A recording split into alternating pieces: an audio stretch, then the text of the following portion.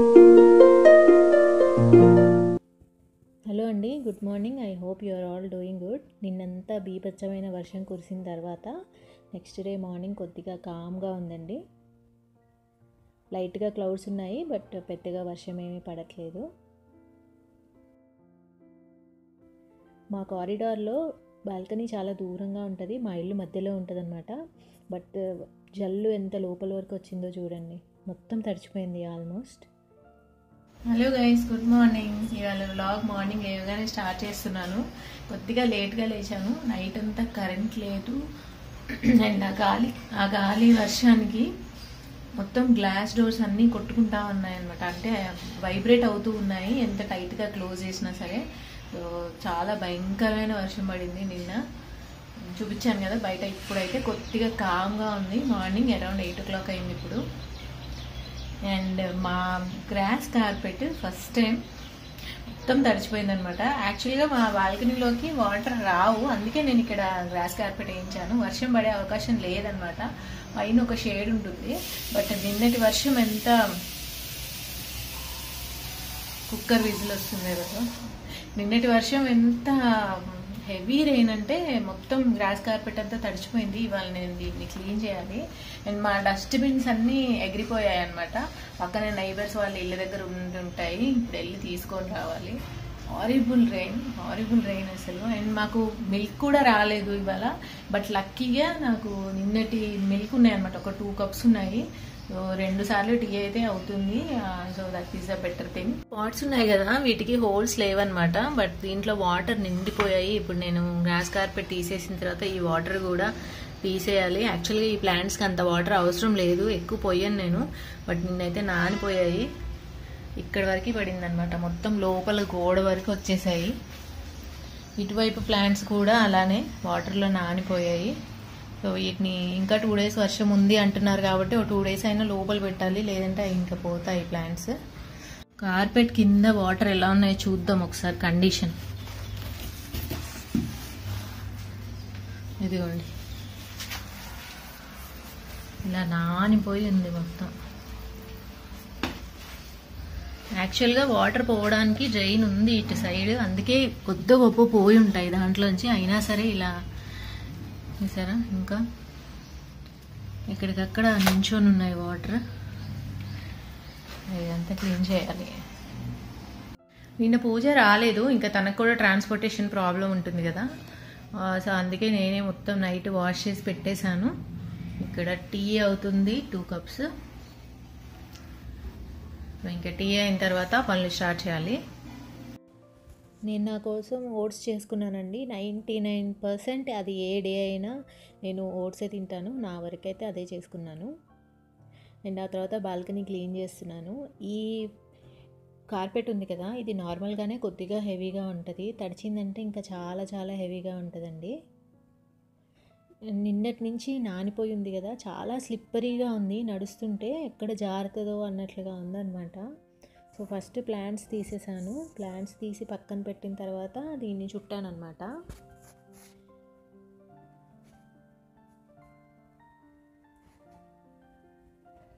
ఇది 12/3 అండి దీని మెజర్మెంట్. సో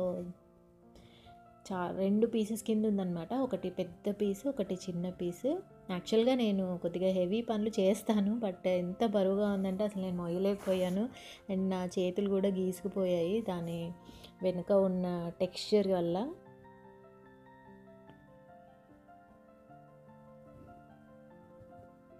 ఆ తర్వాత ఇంకా టేబుల్ ఉంది కదా, దాన్ని అడ్డంగా పెట్టాను. ఇలా పెడితే కొద్దిగా జల్లు తక్కువ పడుతుంది అనేసి.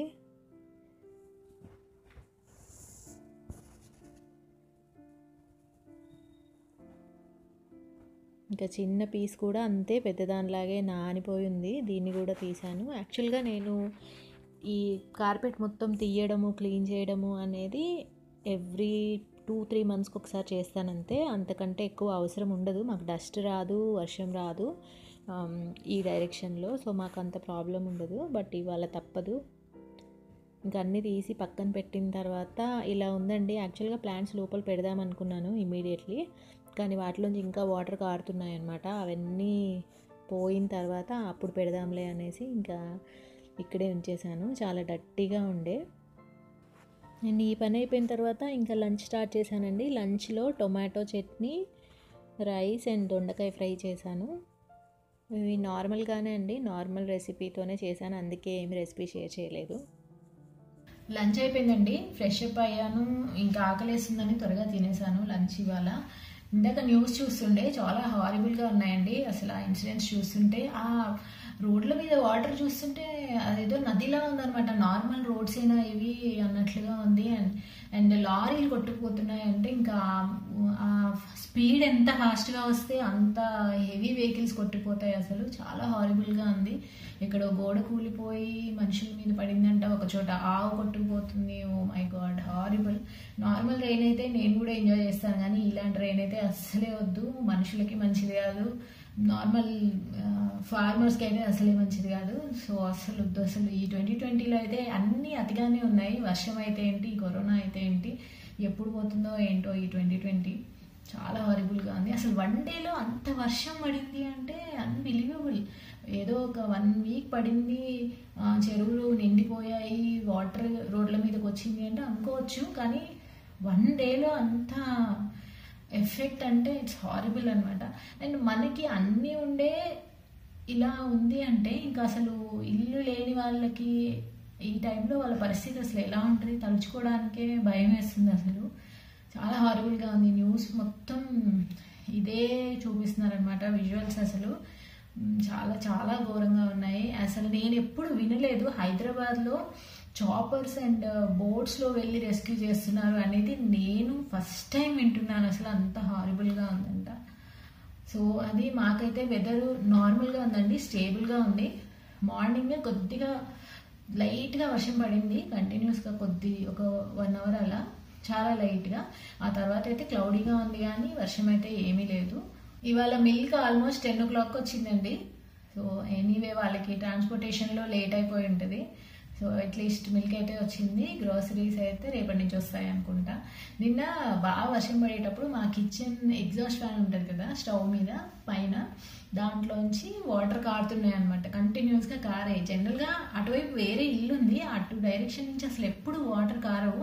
బట్ నిన్న అంత హెవీ రైన్ అవ్వడం వల్ల కారుతుంటే మా అబ్బాయి అసలు మమ్మీ మన ఇంట్లోకి వాటర్ వచ్చేస్తున్నాయి అన్నాడు అనమాట. అదే నాకు గుర్తొచ్చింది, మా చిన్నప్పుడు మేము పెంకుటింట్లో ఉండేవాళ్ళం. సో ఎప్పుడైనా ఇలా వర్షం పడి ఇల్లు కురిసేటప్పుడు బకెట్స్, బిన్నెలు, గిన్నెలు అన్ని పెట్టేవాళ్ళం అనమాట. అప్పుడు చాలా కామన్గా అనిపించేది మాకు, అందరి ఇల్లు కురుస్తూనే ఉండేవి. నిన్నంతా ఇక్కడి నుంచి వాటర్ కారుతూనే ఉన్నాయండి. మరకలు పడిపోయాయి చూసారా, అంత మురికి వాటర్ కారాయి అనమాట. పైనుంచి వచ్చాయో లేదంటే అటువైపు గోడ మించి వచ్చాయో తెలియదు, కానీ మరకలు పడిపోయాయి. అండ్ ఈ కిటికీ అంతా పడ్డాయి అన్నమాట. తర్వాత నేను ఇది ఆరిన తర్వాత దీని మీద పెయింట్ వేస్తాను. ఈ కార్పెట్ని తీసుకొచ్చి బయట వేసానండి. లోపల అది రోల్ చేసి పక్కన పెట్టా కదా, నించోవట్లేదు, బరువుకు పడిపోతూ ఉందన్నమాట. సో ఇది బెస్ట్ అనిపించింది నాకు. ఇలా పెడితే కొద్దిగా డ్రై అవ్వడం ఈజీ అయిపోతుంది. కారిడార్లో కూడా ఎయిర్ బాగా వస్తుంది, ఈ ఎయిర్కి ఆరిపోతుంది. రేపటి వరకు ఇక్కడే ఉంచుతాను.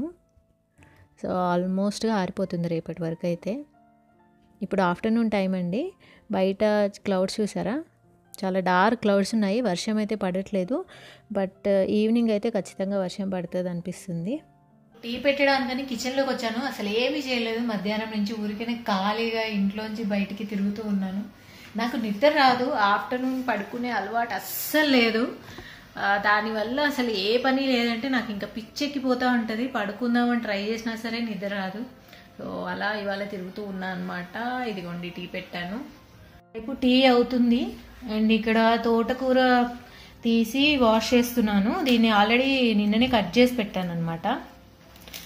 సో తోటకూర ఫ్రై అను చపాతీ చేద్దాం డిన్నర్కి అనుకుంటున్నాను. ఇందాకే ఒక న్యూస్ తెలిసిందనమాట, మా దగ్గర ఏరియాలో ఒక చోటకి టైగర్ వచ్చింది అని. ఇంక 2020లో అదొక్కటే మిగిలింది, ఇంట్లోకి టైగర్ రావడం ఒక్కటే. అసలు అది చూసిన దగ్గర నుంచి భయం వేస్తుంది. ఇంక నైట్ మొన్న ఒక ఫోటో చూశాను, టైగర్ ఒక కిటికీలోంచి చూస్తూ ఉంటుందన్నమాట ఒక గెస్ట్ హౌస్లోకి. సో అదే గుర్తొస్తుంది నాకు. ఒకవేళ పడుకొని ఉన్నప్పుడు టైగర్ ఇలా బయట నుంచి విండోలోంచి చూస్తూ ఉంటే అసలు ఆ ఎఫెక్ట్ ఎలా ఉంటుందా అనేసి. Horrible days. నాకు మళ్ళీ నార్మల్ డేస్ కావాలి. మళ్ళీ బయటికి వెళ్ళి ఫ్రెండ్స్తో బయటికి వెళ్ళడము, మూవీస్కి వెళ్ళడము, నార్మల్ హ్యాపీ డేస్ కావాలనిపిస్తుంది. ఇంకా బోర్ వచ్చేసింది. లాక్డౌన్, ఈ వర్షాలు, టూ మెనీ నెగటివ్ థింగ్స్ అనమాట. అండ్ పూజ వచ్చింది మార్నింగ్, అంటే ఆల్మోస్ట్ నా పని అంతా అయిపోయిన తర్వాత వచ్చిందనమాట. తను వస్తే ఈ బాల్కనీ అంతా వాష్ చేసి పెట్టింది, చూపిస్తాను. నీట్గా ఉంది కదా, చాలా రోజులైంది బాల్కనీని ఇలా టైల్స్ తోటి చూసి. క్లీన్గా ఉంది కడిగిన తర్వాత. కొన్ని రోజులు ఇలా ఉంచుతాను, కింద కూర్చోడానికి దానికి బాగుంటుంది. తర్వాత ఇంకా కన్ఫామ్గా రెయిన్స్ అసలు రావు అన్నప్పుడు అప్పుడు వేస్తాను మళ్ళీ ఈ గ్రాస్ని. అండ్ ఆ తర్వాత ఇంట్లో అందరికీ ఆకలేస్తుంది అంటే ఇంకా పకోడీ చేద్దామని స్టార్ట్ చేశాను. ఆనియన్స్ కట్ చేస్తున్నానండి. స్పెక్స్ పెట్టుకొని ఆనియన్స్ కట్ చేస్తే కళ్ళు మండకుండా ఉంటాయన్నమాట. ఇక్కడ ఇది ఒక టిప్. ఆనియన్స్ కట్ చేసిన తర్వాత ఉప్పు పసుపు వేసి పక్కన పెడతాను కొద్దిసేపు. అప్పుడు దాంట్లోంచి వాటర్ వస్తాయి కదా, ఆ వాటర్తోనే మనం మోస్ట్లీ పిండి వేసి కలిపేసేయచ్చు. ఎక్కువ వాటర్ యాడ్ చేయకుండా ఉండొచ్చు అనమాట బయట నుంచి. దానివల్ల మనకి టేస్టీగా ఉంటాయి, నూనె కూడా ఎక్కువ పట్టదు. సో ఆనియన్స్ కట్ చేసి పక్కన పెట్టాను. అండ్ ఆ తర్వాత ఆలుతో బజ్జీ చేశాను అనమాట మా అబ్బాయి కోసం. సో వీటిలోంచి వాటర్ వచ్చేలోపు మన ఆలు బజ్జీ రెడీ అయిపోయింది. ఒక ఆలుతో చేశానండి. దాన్ని ఇలా చక్కెరలాగా కట్ చేసి పెట్టుకున్నాను. తర్వాత బ్యాటర్ కోసం ఒక 3 స్పూన్లు శనగపిండి, 1 స్పూన్ బియ్యపిండి యాడ్ చేశానండి. బియ్యపిండి యాడ్ చేయడం వల్ల మంచి క్రిస్పీనెస్ వస్తుందన్నమాట. మెత్తగా అయిపోయి అలా సాగీగా అయిపోకుండా బాగుంటాయి. సో బియ్యపిండి యాడ్ చేస్తే బాగుంటుంది. ఇంకా ఈ పిండిలోని కొద్దిగా ఒక చిటికెడు వాము, కొంచెం ఉప్పు కారం వేసేసి వాటర్తో బ్యాటర్లా తయారు చేసేసి బజ్జీలు వేసేస్తాను అంతే. సో చేసిన తర్వాత ఇలా ఉన్నాయి. ఒక పొటాటోతో ఇన్ని బజ్జీలు అయ్యాయన్నమాట. అండ్ సర్వ్ చేసేటప్పుడు కంపల్సరీగా దాని మీద చాట్ మసాలా స్ప్రింకిల్ చేసుకోవాలండి. చాలా టేస్ట్ వస్తుంది దీనివల్ల. అండ్ కెచప్తో సర్వ్ చేస్తే పిల్లలకి బాగా నచ్చుతుంది ఈ స్నాక్. తర్వాత పకోడీ వేయడం స్టార్ట్ చేశాను. ఆల్రెడీ ఉప్పు కారం పసుపు అన్నీ యాడ్ చేసి పెట్టుకున్నాను. అండ్ ఇప్పుడు నేను కొద్దిగా సోంపు యాడ్ చేస్తున్నానండి. కొంచెం సోంపు, 1 స్పూన్ సోంపు అండ్ 1 స్పూన్ ధనియాలు యాడ్ చేసుకోవడం వల్ల మనకి స్వీట్ షాప్లో పకోడీ చేస్తారు చూసారా, ఆ ఫ్లేవర్ వస్తుందన్నమాట. ఇదొక్కటే నేను డిఫరెంట్గా యాడ్ చేసింది. ఇంకా మిగిలినవన్నీ మనం రెగ్యులర్గా అందరు ఎలా యాడ్ చేస్తారో అవే యాడ్ చేశానండి. సేమ్ ఇందాక బజ్జీల పిండిలాగే దీంట్లో కూడా శనగపిండి ఎక్కువ వేస్తానండి. ఒక 2 స్పూన్లు మాత్రం బియ్యపిండి కూడా యాడ్ చేస్తాను. దానివల్ల క్రిస్పీగా వస్తాయి అన్నమాట. ఎంతసేపు బయట ఉంచినా సరే ఇంకా అవి క్రిస్పీగానే ఉంటాయి. మామూలుగా అయితే మెత్తబడిపోతాయి కదా కొద్దిసేపు ఉన్న తర్వాత. అలా కాకుండా బాగుంటాయి, ఫ్రెష్గా కరకరలాడుతూ ఉంటాయి ఎక్కువసేపటి వరకు బియ్యపిండి యాడ్ చేయడం వల్ల. సో అలానే యాడ్ చేసుకొని నార్మల్గా కలిపేసి ఇంకా పకోడీలు వేసేసాను అనమాట. ఎక్కువ వాటర్ పట్టలేదు, జస్ట్ కొన్ని యాడ్ చేశాను.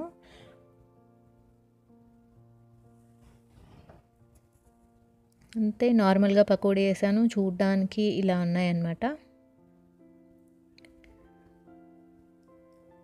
ఆ తర్వాత అందరికీ పెట్టాను, నేను కూడా సర్వ్ చేసుకున్నానండి. ఇక్కడ కొద్దిసేపు ప్రశాంతంగా కూర్చొని తిన్నాను. చూస్తున్నారు కదా ఇల్లంతా ఎక్కడ వస్తువులు అక్కడ పడి ఉన్నాయి. ఇలాంటివి చూశానంటే వెంటనే నాకు ఇంకా వీటిని ఎప్పుడెప్పుడు సర్దేయాలా అనిపిస్తూ ఉంటుందన్నమాట. ఇల్లుని రోజులో మల్టిపుల్ టైమ్స్ ఇలా సర్దుతూ ఉండాలి దేని ప్లేస్లో అది, లేదంటే ఇంకా మెస్సీగా అయిపోతూ ఉంటుంది. పని అంతా పైలప్ అయిపోతూ ఉంటుందన్నమాట. అందుకే ఒకసారి క్విక్గా ఇల్లంతా సర్దేశాను.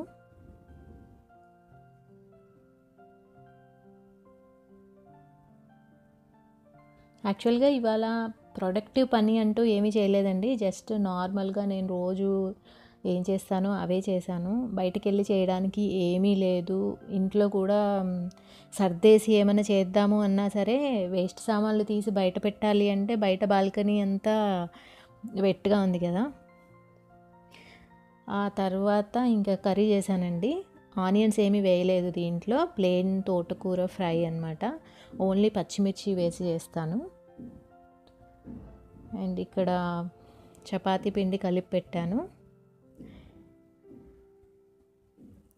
ఆ తర్వాత చపాతీలు కూడా చేసేసానండి కొద్దిసేపటి తర్వాత.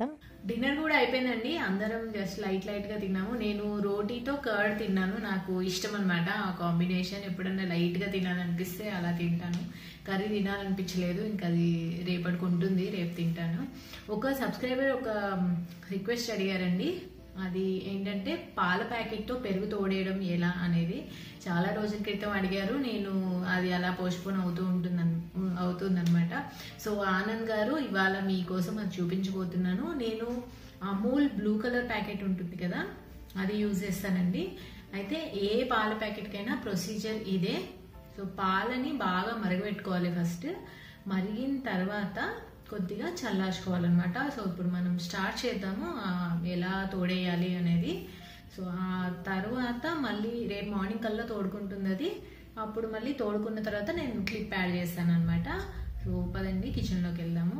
బయట ఫుల్గా క్రికెట్ సౌండ్ నడుస్తుంది అనమాట, అందుకే నేను రూమ్లో డోర్ వేసుకొని మాట్లాడుకుంటున్నాను. సో చలో కిచెన్లోకి వెళ్దాం. ఇలా పాలని బాగా కాచుకోవాలండి. ఒక పొంగు వచ్చిన తర్వాత ఇంకొక 2 నిమిషాలు అలాగే స్టవ్ మీద ఉంచాలి. అప్పుడు పెరుగు చాలా టేస్టీగా వస్తుందన్నమాట. ఆ తర్వాత చల్లార్చుకోవాలి. ఎంత చల్లారాలి అంటే మనం వేలు డిప్ చేసి చూస్తే మనకి కాలకుండా ఉండాలి, అలాగని బాగా చల్లగా కూడా ఉండొద్దు అనమాట. మీడియం కంటే కొద్దిగా తక్కువే ఉండాలి. పెరుగు తోడేసుకునేటప్పుడు మూత గట్టిగా ఉన్న బాక్స్లో తోడేసుకుంటే బాగా తోడుకుంటుందండి. ఇప్పుడు బాక్స్లోకి ట్రాన్స్ఫర్ చేసుకున్నాం కదా, తోడేసుకుందాము. ఈ తోడు పెరుగు కూడా నేను పాల ప్యాకెట్ పాలతోనే తోడేసిందే నార్మల్గా. సో దాంతోనే 1 స్పూన్ తోడు వేయాలన్నమాట. వేసేటప్పుడు మరీ గడ్డలాగా కాకుండా కొద్దిగా దాన్ని స్క్విష్ చేసి వేయాలి, అప్పుడు బాగా కలుస్తుంది. అంతే, ఒకసారి బాగా కలిపేసుకోవాలండి తోడేసిన తర్వాత.